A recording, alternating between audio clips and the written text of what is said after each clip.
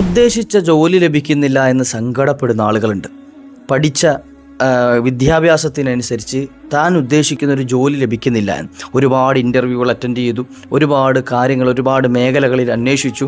ഇനി വിദേശത്ത് ജോലി അന്വേഷിക്കുന്ന ആളുകളും ഇത്തരത്തിൽ അവർ ആഗ്രഹിച്ചു പോയ ജോലി കിട്ടാതെ കഷ്ടപ്പെടുന്ന ആളുകൾ 2-3 ഒക്കെ വർഷമായി വിസിറ്റിന് ഇപ്പോഴും ജോലി അന്വേഷിച്ചുകൊണ്ട് നടക്കുന്ന എത്രയോ ആളുകൾ നമുക്ക് പേഴ്സണലായിട്ടൊക്കെ വിളിച്ചിട്ട് സങ്കടം പറയുന്നവരുണ്ട്. അല്ലാഹു സുബ്ഹാനഹു വ തആല ഖൈറായ ജോലി അടുപ്പിച്ച് തരട്ടെ. അപ്പോൾ മനസ്സിനുദ്ദേശിച്ച ജോലി ആഗ്രഹിച്ചതുപോലെ കിട്ടാൻ ആരെങ്കിലും കൊതിക്കുന്നുണ്ട് എങ്കിൽ, നമുക്ക് ആഗ്രഹമുണ്ട് എങ്കിൽ ഇൻഷാ അല്ലാ ഞാൻ ഈ പറയുന്ന 5 ഇസ്മ് പറയാൻ കാരണം നമ്മൾ ഈ അന്വേഷണത്തിനിടയിൽ തിരക്കിനിടയിലൊക്കെ നമുക്ക് ഒരുപാട് ദുആയോ ദിക്റോ ഒക്കെ ചൊല്ലാൻ ചിലപ്പോൾ സമയം കിട്ടില്ലെങ്കിലും ഇസ്മുകൾ ചൊല്ലാൻ നമുക്ക് വളരെ എളുപ്പത്തിൽ കഴിയും. അതുകൊണ്ടാണ് ഒരു 5 ഇസ്മുകൾ, ഈ ഇസ്മുകൾ നിങ്ങൾ പഠിച്ചു വെക്കുക, ഇൻഷാ അല്ലാ ജീവിതത്തിൽ പതിവാക്കുക.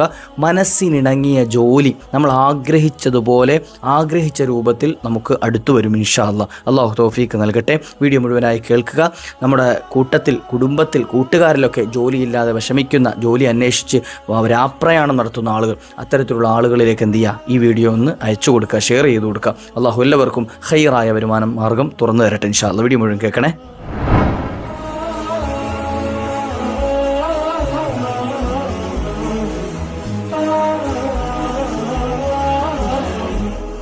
السلام عليكم ورحمة الله وبركاته. بسم الله والحمد لله. أعوذ بكلمات الله التامات من كل شيطان وهامة ومن كل عين لامة. എല്ലാവർക്കും റാഹത്തല്ലേ, സന്തോഷമല്ലേ? അള്ളാഹു എല്ലാവർക്കും ഖൈർ നൽകട്ടെ. നമുക്കൊരു വരുമാന മാർഗം വേണം, അതെല്ലാവരും ആഗ്രഹിക്കുന്നതാണ്. ആഗ്രഹമല്ല, എല്ലാവരുടെയും അത്യാവശ്യമാണ് അല്ലേ? വരുമാന മാർഗം ഇല്ല എങ്കിൽ നമ്മുടെ മുന്നോട്ടുള്ള ചെലവിൻ്റെ കാര്യങ്ങളൊക്കെ ആകെ അവതാളത്തിലാകും. പ്രത്യേകിച്ച് കുടുംബ പ്രാരാബ്ധങ്ങളൊക്കെ ഉള്ള പുരുഷന്മാരാണെങ്കിൽ അവർക്ക് അവരുടെ ചെലവ് മാത്രമല്ല, കുടുംബത്തിൻ്റെ കാര്യങ്ങൾ നോക്കണം. ഇനി പല സഹോദരിമാരും അവർ പഠിച്ച വിദ്യാഭ്യാസത്തിനനുസരിച്ച് ജോലി അന്വേഷിച്ചിട്ട് ലഭിക്കാത്ത ആളുകളുണ്ട്.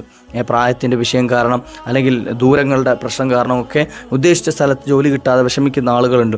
ഒരു ജോലി അത്യാവശ്യമാണ്.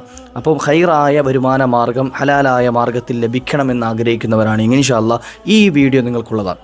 5 ഇസ്മുകൾ ഞാൻ പറഞ്ഞുതരാം. ഈ 5 ഇസ്മുകൾ വളരെ എളുപ്പത്തിൽ നമുക്ക് ചൊല്ലാൻ കഴിയുന്ന, ഇസ്മു ചൊല്ലാൻ വളരെ എളുപ്പമല്ല. യാ റഹ്മാൻ, യാ റഹീം, യാ മലിക്കു എന്നുള്ളൊക്കെ ഇസ്മുകൾ വളരെ എളുപ്പത്തിൽ നമുക്ക് ചൊല്ലാൻ കഴിയും. അത്തരത്തിൽ അസ്മാഉൽ ഹുസ്നയിൽപ്പെട്ട ഈ ഒരു 5 ഇസ്മുകൾ നിശ്ചിത എണ്ണവും ഞാൻ പറഞ്ഞുതരാം, എത്ര ചൊല്ലണമെന്ന്, എപ്പോഴാണ് ചൊല്ലേണ്ടത് എന്നും പറഞ്ഞുതരാം ഇൻഷാ അല്ലാ. അത് കൃത്യമായി നിങ്ങൾ പതിവാക്കുകയാണെങ്കിൽ അൽഹംദുലില്ലാ നമ്മൾ ഉദ്ദേശിക്കുന്ന ജോലി നമുക്ക് കിട്ടും ഇൻഷാ അല്ലാ. അപ്പോൾ നല്ല നിയ്യത്തോടു കൂടിയിട്ട് നമ്മുടെ കാര്യങ്ങൾക്ക് റാഹത്തായി കിട്ടണമെന്ന ആഗ്രഹത്തോടു കൂടിയിട്ട് ഞാൻ പറഞ്ഞുതരാം. ഒന്നാമത്തെ ഇസ്മ് വഹാബ് എന്ന ഇസ്മാണ്. അൽ വഹാബ്. വഹാബ് എന്നതിൻ്റെ അർത്ഥം നിസ്വാർത്ഥമായി ദാനം നൽകുന്നവൻ എന്നാണ്. നിസ്വാർത്ഥമായി നൽകുക എന്ന് പറഞ്ഞാൽ എന്താ? ഒന്നും തിരിച്ചു പ്രതീക്ഷിക്കാതെ നമുക്കിങ്ങോട്ട് നൽകുന്നവൻ ഇല്ലേ? ഹിബത്തായി നൽകുക എന്ന് പറയും. വെറുതെ തരിക, ഒന്നും അങ്ങോട്ട് കടമായിട്ട് തന്നതല്ല, അല്ലെങ്കിൽ തിരിച്ച് നൽകാൻ വേണ്ടിയിട്ട് നൽകിയതല്ല, മറിച്ച് എന്ത് ചെയ്യാം, വെറുതെ നൽകിയവൻ, നിസ്വാർത്ഥമായി നൽകിയവനാണ് യജമാനനായ റബ്ബ്. അപ്പോൾ അള്ളാഹുവാണ് നമുക്ക് എല്ലാ കാര്യങ്ങളും തുറന്നു തരേണ്ടത്. എല്ലാ ഖൈറിൻ്റെ വാതിലുകളും തുറന്നു തരേണ്ട ആരാ? അള്ളാഹുവാണ്. അപ്പോൾ റബ്ബിനെയാണ് പറയുന്നത് യാ വഹാബ്. യാ വഹാബ് എന്ന ഇസ്മ് ദിവസേന 100 പ്രാവശ്യം ഒരാൾക്ക് ചൊല്ലാൻ അവസരം കിട്ടിയാൽ, ദിവസേന 100 പ്രാവശ്യം ഒരാൾ ചൊല്ലി, എന്നാൽ അപ്രതീക്ഷിതമായ മാർഗത്തിലൂടെ അയാൾക്ക് അവസരങ്ങളും സഹായവും വന്നു ചേരും. ഇത് ചൊല്ലുന്ന ആൾക്ക് അയാൾ പ്രതീക്ഷിക്കാത്ത, അള്ളാഹ് എങ്ങനെയാണ് ഇന്നല്ലാഹു യർസുഖു മൻ യശാഉ ബിഗൈരി ഹിസാബ് എന്ന, അള്ളാഹ് കണക്കില്ലാതെ കൊടുക്കും.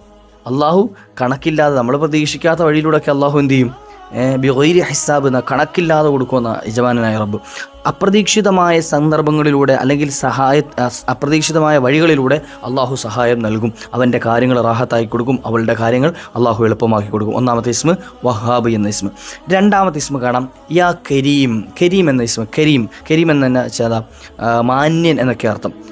അത്യുദാരൻ അല്ലെ മാന്യനായ അള്ളാഹുവാണ് ഏറ്റവും വലിയ മാന്യൻ.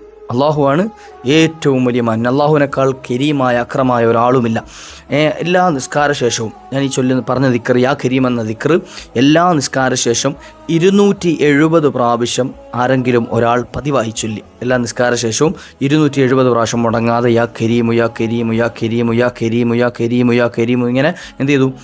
270 തവണ ചൊല്ലിക്കഴിഞ്ഞാൽ അദ്ദേഹം പങ്കെടുക്കുന്ന ഇൻ്റർവ്യൂകൾ, അതുപോലെ അപേക്ഷകൾ, അതുപോലെ തന്നെ മറ്റ് പരീക്ഷകൾ, ഇതൊക്കെ അള്ളാഹു വിജയിപ്പിച്ചു കൊടുക്കുകയും അള്ളാഹു ഉന്നതിയിലേക്ക്, ആ ഉദ്ദേശിച്ച കാര്യത്തിലേക്ക് അള്ളാഹു എത്തിച്ചേർക്കുകയും ചെയ്യും. നോക്കുക, അപ്പോൾ ഇൻ്റർവ്യൂ അറ്റൻഡ് ചെയ്യുന്ന ആളുകളൊക്കെ ഉണ്ടെങ്കിൽ, അല്ലെങ്കിൽ ജോലി അന്വേഷിക്കുന്ന ആളുകളൊക്കെ ഉണ്ടെങ്കിൽ, അതുപോലെ വിദേശത്തും സ്വദേശത്തും ഒക്കെ ജോലി തേടുന്ന ആളുകൾക്ക് വളരെ ഉപകാരപ്രദമായ ഒരു ഇസ്മാണ് യാ കരീമു എന്ന ഇസ്മ.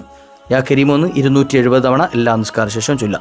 ഇനി അടുത്തതായി മൂന്നാമതായി കാണാം യാ ഗനിയു എന്ന ഇസ്മ. യാ ഗനിയു, ഗനി എന്ന് പറഞ്ഞാൽ എന്താ? സമ്പന്നനായ അല്ലാഹ്, സമ്പൂർണ്ണ സമ്പന്നൻ. അതായത് ഒരു കുറവുമില്ലാത്ത ഏതെങ്കിലും ഇപ്പം ഭൂമിയിൽ ജീവിക്കുന്ന നമ്മുടെ ഇടയിലുള്ള സമ്പന്നൻ എന്ന് പറഞ്ഞാൽ അയാൾക്ക് എല്ലാം ഉണ്ടാവും, പക്ഷേ എന്നാലും എന്തെങ്കിലുമൊക്കെ ആവശ്യങ്ങളുണ്ടാവും. എല്ലാം കിട്ടി എന്ന് ഇവിടെ ഭൂമിയിൽ പറയാൻ പറ്റൂല. നമ്മളെക്കാൾ കൂടുതലുണ്ട് എന്നതല്ലാതെ എല്ലാം ലഭിച്ചവൻ എന്ന് ഒരാളെ പറ്റിയും പറയാൻ കഴിയില്ല. സമ്പൂർണ്ണനായ സമ്പന്നൻ എന്ന് പറയുന്നത് യജമാനനായ റബ്ബ് മാത്രം, ഗനിയായവൻ. ഒരാളെയും ആവശ്യമില്ല. ഇപ്പോൾ ഇവിടെയുള്ള സമ്പന്നന്മാരായ ആളുകളാണെങ്കിലും അയാൾക്ക് രോഗം വന്നാൽ ഡോക്ടർമാരെ ആവശ്യമുണ്ട്. അയാളുടെ കാര്യങ്ങൾ നടപ്പാക്കി കൊടുക്കാൻ മറ്റാവശ്യങ്ങളുണ്ട്, ഇല്ലേ? സമ്പന്നത എന്ന് പറഞ്ഞാൽ വെറും പൈസ മാത്രമല്ല. പൈസ മാത്രം ഉണ്ടായിട്ട് കാര്യമില്ല. പൈസ കുറേ ഉണ്ടെന്ന് പറഞ്ഞ് മരിക്കാതിരിക്കുമോ? മരണം വരും, രോഗം വരും, മറ്റു ബുദ്ധിമുട്ടുകൾ വരും, ഇതൊക്കെ സഹിക്കേണ്ടി വരും.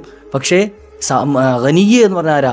യഥാർത്ഥ സമ്പൂർണ്ണനായ സമ്പന്നൻ എന്ന് പറഞ്ഞാൽ ആരെയും ആശ്രയിക്കേണ്ട ആവശ്യമില്ലാത്തവൻ, ഒരാളുടെ ആവശ്യമില്ല, സ്വന്തം നിലനിൽപ്പ് അങ്ങനെയുള്ളവൻ, അത് അല്ലാഹ് മാത്രമാണ്.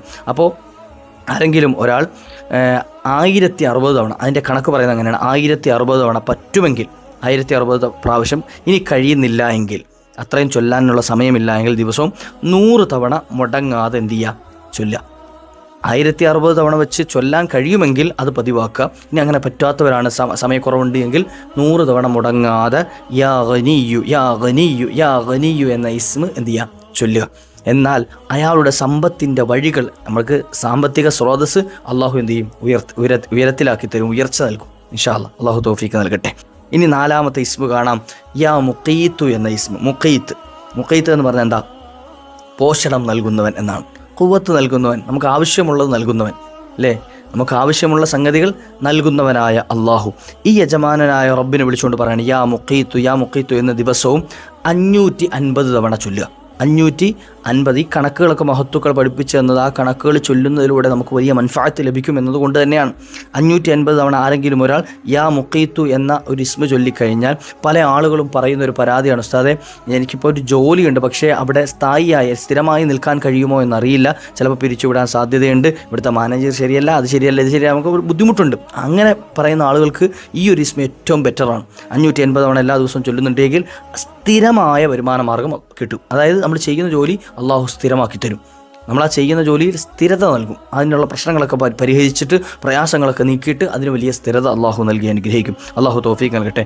5-ാമത്തെ ഇസ്മ, ഇതോടെ നിങ്ങൾ പഠിച്ചു നോക്കണം ഇൻഷാ അല്ലാഹ്. അള്ളാഹുവിൻ്റെ അസ്മാഉൽ ഹുസ്നയിൽപ്പെട്ട നസീർ എന്ന നാമം, യാ നസീറു യാ അല്ലാഹ്, യാ നസീറു യാ നസീറു യാ നസീറു യാ നസീറു എന്ന് എന്ത് ചെയ്യാം?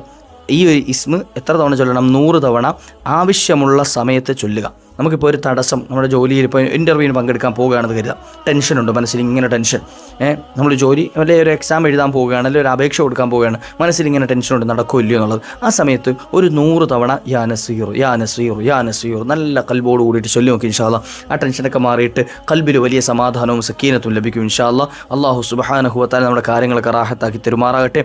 ഒരുപാട് വിജയം അല്ലാഹു നൽകി അനുഗ്രഹിക്കുമാറാണ്. അപ്പോൾ ജോലിയില്ലാതെ വിഷമിക്കുന്ന ആളുകൾ ഉണ്ട് എങ്കിൽ ഈ ഒരു വീഡിയോ അവർക്ക് ഉപകാരപ്പെട്ട് കാണുമെന്ന് കരുതുന്നു. അതുപോലെ തന്നെ ജോലി അന്വേഷിക്കുന്ന നമ്മുടെ കൂട്ടുകാരിലേക്ക്, കുടുംബാദികളിലേക്കൊക്കെ ഇതൊന്ന് എത്തിച്ചു കൊടുക്കുക. അല്ലാഹു തൗഫീഖ് നൽകട്ടെ. മറ്റൊരു അവസരത്തിൽ കണ്ടുമുട്ടാം. വ ആഖിറു ദഅ്വാനാ അനിൽ ഹംദുലില്ലാഹ്. അസ്സലാമു അലൈക്കും വറഹ്മത്തുള്ളാഹി.